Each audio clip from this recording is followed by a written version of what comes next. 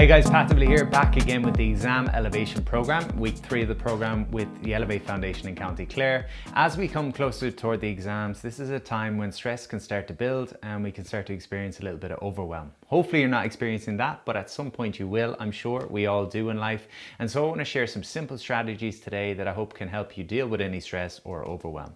So the first thing we're going to talk about is the idea of debriefing with friends or family. And this is simply the idea of catching up with people and sharing what's going on in your mind. One of the things that happens when we get overwhelmed is we build a story in our mind of what's gone wrong. So it could be that I've, struggled to get as much study done as I would like to do. I feel like I'm under pressure. I feel like I'm not prepared for the exams. And this thought that comes in my mind gets bigger and bigger as I give it more and more energy. Think about a little monster being in your mind in the form of a negative thought. And the more I think about it, the bigger that monster gets.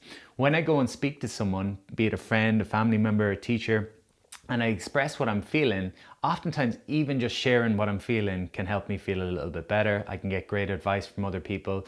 And generally in my experience, I see that the problems aren't as big as I make them out to be in my mind. The mind can be an amazing tool, but it can also be something that makes things seem a lot worse than they are. So first idea, catch up with a friend or a family member. This is a time when you might feel like you have to study all the time, you have to be busy all the time, but taking that little bit of time out can be the best thing in the world that you do for yourself. Catch those negative thoughts and express what you're feeling. Second little idea is box breathing. This is a tool that I've used over the last couple of years that has really helped me, not only with times where I'm overwhelmed, but also just in terms of my overall mental health. So box breathing is simply the idea of sending a signal to the body and the mind to tell ourselves that we're relaxed.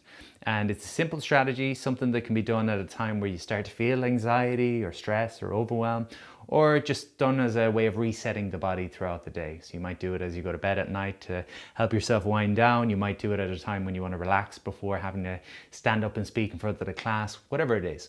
So box breath is simply a 4-part breath. The first part of the breath is the inhale, so breathing in through your nose. The second part is holding that part of the breath. Then you'll exhale and then you'll hold again. So what it would look like in a practical sense, I encourage people to put a hand on the chest and a hand on the belly. And as I breathe in through my nose, my goal is to fill my belly with oxygen. So I'll breathe in for about 4 seconds, big breath in through my nose, again trying to fill my belly. So after the 4-second inhale, I'm just going to hold that breath for 4 seconds, nice and relaxed. Then I'll exhale through my mouth or my nose for 4 seconds. And again, hold for 4. That's a box breath. So we're going 4 seconds in, 4-second hold, 4-second exhale, 4-second hold. Just a couple of these and you'll be surprised at how you feel. Effectively, when we're stressed, when we're overwhelmed, when we're reacting to things, we're in one part of the brain. We're in the reactive part of the brain, the primitive part of the brain. And simply doing a few of these breaths will put us into a more relaxed part of the brain where we know that we're safe, and we'll also send a signal to the body through our hormones that everything's okay, we're safe.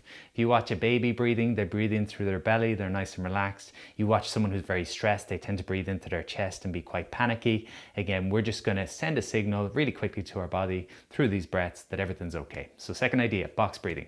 So catch up with a friend, take some time to box breathe. Third little idea is journaling. I'm a huge fan of journaling, and again, the idea here is that when things are in our mind, we tend to make them bigger and bigger than they have to be. We tend to exaggerate how big the problem is, and we tend to become obsessed by the problem. When we journal, we get the chance to write things on paper.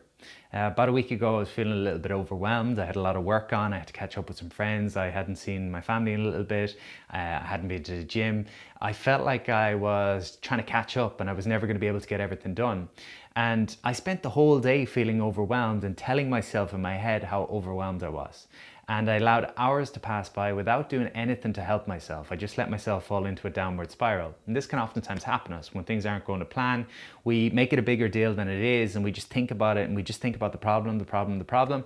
When we journal, we get the chance to sit down and maybe make a list of the things that are stressing you, or the list of the problems that you're experiencing, and we can reframe that. So one of the things I'll do is I'll either make a list of things that are overwhelming me, or I'll make a list of things that I've done really well, because that teaches me to refocus. So when I'm looking at everything that's wrong, that's all I can see. But if I can change my perspective and change my focus and look at mini wins, so with your journal, think about your mini wins. So maybe not everything is going to plan, it never does, but there are certainly some things that are. So think about your mini wins. What have you accomplished? 5 mini wins in the last week with your studies, what's going well, and that just changes your perspective and shows you that things are okay. It gets you out of that overwhelm and shows you some positive.